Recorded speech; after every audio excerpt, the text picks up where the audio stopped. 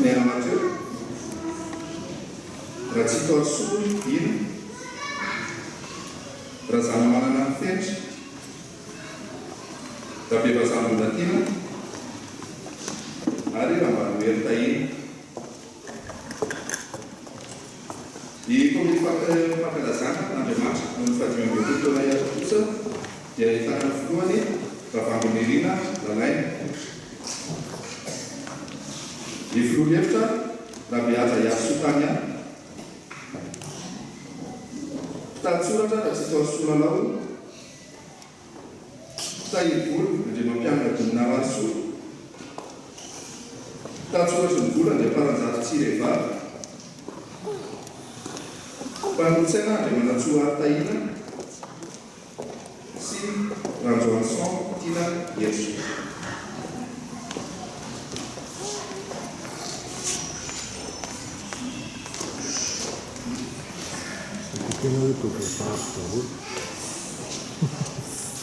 Dia misaotan'Andriamanitra isika iavana no mian'Angely ireto zanaka ny fiangonana hitondratsika ho amin'ny fankalazana sy fanomezam-boninahitra amin'Andriamanitra ao anatin'izao taona Jobily ny tsantany fitiavana Jobily volafotsy fahadimy amin'ny roapolo taona izao.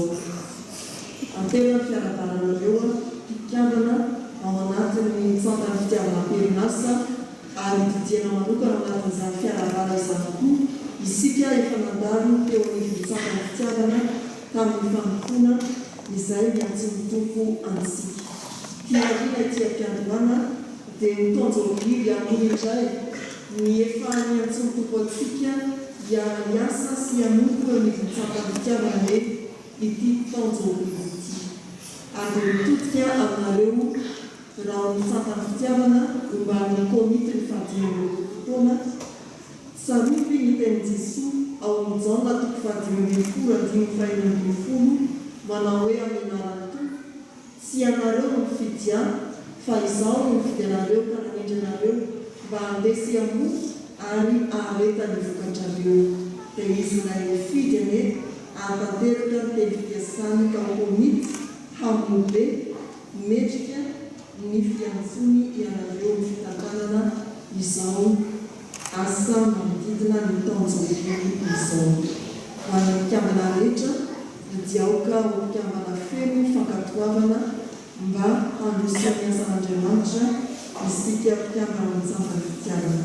Ho antsika fiangonana kosa dia meteza ho tanan'Andriamanitra hifarindona amin'izay asa hiantsonantsika ahatanteraka izao taonjo Jobily izao. Ary dia ho fiainantsika rehetra miteny faneva nyity Jobily ity manao hoe mitory ny anaranao an-dralako eo amin'ny fiangonana midirako anao. Salamo faharoa amby roapolo andiny faharoa amby roapolo. Mitsangana hivavaka ho an'ny asa komity.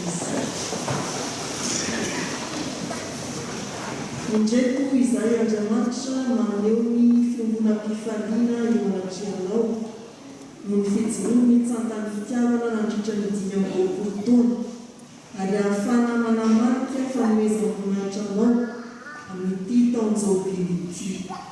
Manamarika izany izahay ary manolotra ireto mpanomponao ianao ho komity hitantana ny asa manodidina ny Jobily. Dia anao ilay mifidy sy miantso tokoa ane haniraka ny fanahy masina hanjaka ao anatin'izy ireo, hitarika eo alohan'izy ireo ary hampiombona ny fiangonana mba ho fiderana sy fanomezam-boninahitra amin'ny tokoa ny taonjo Jobily ary avokarana bebekoan'ny asanao eo amin'ny fitoriana an-kira sy eo amin'izay mety ho asa-pindrena ao anatin'izany. Mananteny izahay fa anako ahoko mandritra izao taonjo Jobily izao ny fiderananao ary ataona olomanoana mibaba ny filazantsarany Kristy ilay famaky sy mitsangana tamin'ny maty. Ho anao midera sy milaza ary ny voninahitra. Ho aminay ako amin'ilay komity rehetra kosa ny fahasikarana. Amen. Aoka hipetraka isika mifidy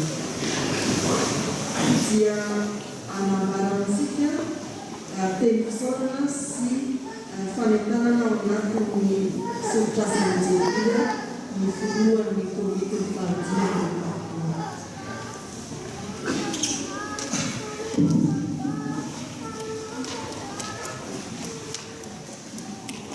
Titory ny anaranao mandrarako eo amin'ny fiangonana no idelako anao.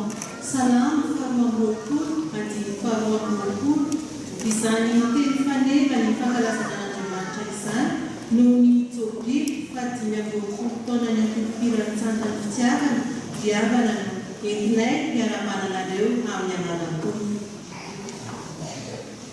Miara-misaotra an'Andriamanitra isika fa noho ny fitantanany dia mahatratra izao taona Jobily izao ny tsantany fitiavana atolotra azy ireny ny voninahitra. Toy ny asan'Andriamanitra rehetra dia ny famaofao teo ny fiainantsantany fitiavana ny mora sy ny sarotra kanefa tena tsapanay ny fiazonany tompo sy ny fitahiany tsy tapaka. Miasa tokoa ny fanamasina ka maro ny mpitiavana no nanaiky an'i Jesosy Kristy ho tompo sy mpamonjy azy ary mitombo tamin'ny toe-panahy araka an'Andriamanitra. Isoranay ireo mpitandrina ny fandimby tamin'ny fitaizana ara-panahy satria tena nampahery sady nampiorina anay izy ireny. Mankasitraka ny raom-piangonana tamin'ny fiara-miasa rehetra indrindra ny ray aman-dreny mpiaranay na coach.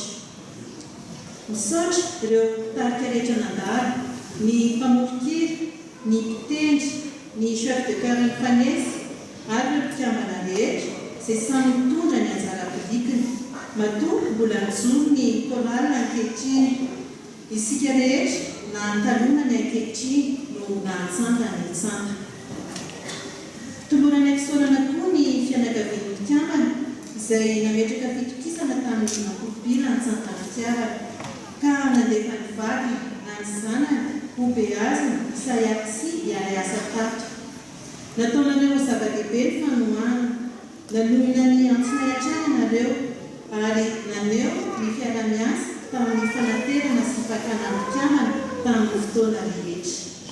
Farany, fahatsikely, mankatena ny fiangonana manontolo tamin'ny fitrotroana-bavaka sy ny fanohanana tsy tapaka ny tsantany fitiavana. Misaotra ny fiara-miasa naseho sampana, sampanasy, siasy ary ny fikambanana rehetra eto anivon'ny fiangonana. Amin'izao taom-pankalazana izao dia maniry izahay hanamafy ny antom-pisinay, ahay hely tsy hinomotra fotsiny fa amin'ny fanahy sy ny fahamarinana handray anjara amin'ny fitoriana ny filazantsara ny Jesosy Kristy. Tanjona telo lehibe no kendrenay. Ny voalohany dia ny fahamatorana ara-panahy, ny faharoa dia fitombona amin'ny fahaizan-bidy ary ny fahatelo dia fitombona amin'ny fankatoavana sy fifankatiavana. Ho fanatratrarana izany raha sitrapon'Andriamanitra dia misy retoretsika rehetra anasanay ianareo mandritry ny taom-pankalazana. Amin'ny faharoa ambin'ny folo ny volana Jona roa amby roapolo sy roa arivo dia misy tolakandro fidelana. Fahasivy amby roapolo ny volana Jolay sy ny fahaenina Novambra roa amby roapolo sy roa arivo dia famelabelaran-kevitra. Fahadimy amby roapolo Septambra roa amby roapolo sy roa arivo ny ivon'ny fankalazana ary misy antsampanahy ny tolakandro. Faharoa ny Oktobra roa amby roapolo sy roa arivo dia fiaraha-mpikambana rehetra efa nandalo fatao tsantany fitiavana na ireo mbola am-perinasa ankehitriny. Fahafito ambin'ny folo ny volana Desambra roa amby roapolo sy roa arivo conseil klasika iarahana amin'ny atoko-pira maro eto an-drenivohitra. Hanolotra tsangam-bato amin'ny fiangonana izahay, fitaratra fasady amin'ny hanoloana sady maniry hamoaka boky mirakitra ny tantara ny fadimy amby roapolo taona ny tsantany fitiavana sy hamoaka CD volume 3. Ry havana, ireto zavatra telo reto no andrasanay sy anentananay anareo.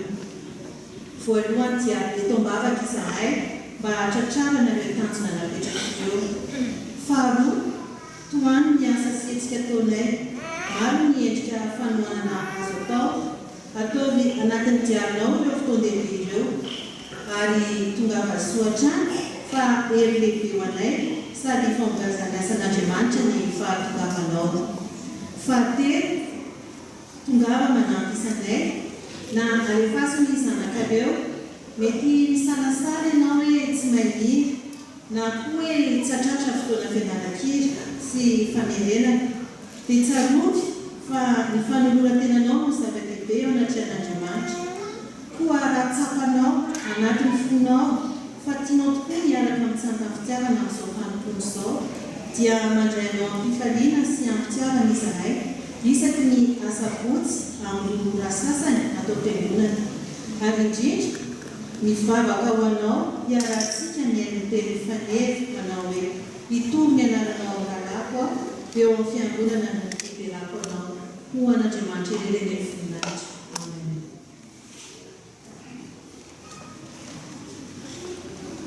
Eo anaty amin'izany tenin'ny komity izany dia mifampahery isika araka ny soratra masina amin'ny Filipiana toko faharoa andiny fahatelo ambin'ny folo mivaky izao amin'ny anaran'ny Tompo fa Andriamanitra no miasa ao anatinareo na ny fikasana na ny fanaovana ahatanteraka ny sitrapony. Mbola hivavaka isika. Tompo, misaotranao izahay fa sy nofoananao ny fanatrehanao mbola amarinao mandrakandroany ary matoky izahay fa ho mandrakizay momba sy mitantara ny tantaran'ny fiangonana sy mitantara ny tsantan'ny fitiavanao. Indreo ato ny asa izay voasoritra efa nisaorananao izay efa vitatreto ny mpamonao nambara ny lofo tamin'ny fitorian'ny filazanjaranao tao amin'ny tsantan'ny fitiavana. Ankasitrahana sahady fa ianao tokoa no hiasa na ny fikasana na ny fanaovana ahatanteraka sitraponao amin'ireo fikasana izay tamin'izay. Dia matoky izahay fa sy avelanao irery irery sy ny mpikavana ary ny fiangonana. Tsy ahefanahinanaina tokoa tsy izahay raha misaraka aminao. Dia manokatra izao tonjo biby izao amin'ny anaranao ilay tompony fiainanay ary tompony feo sy ny tantara izahay. Misaotra Jesosy. Amen.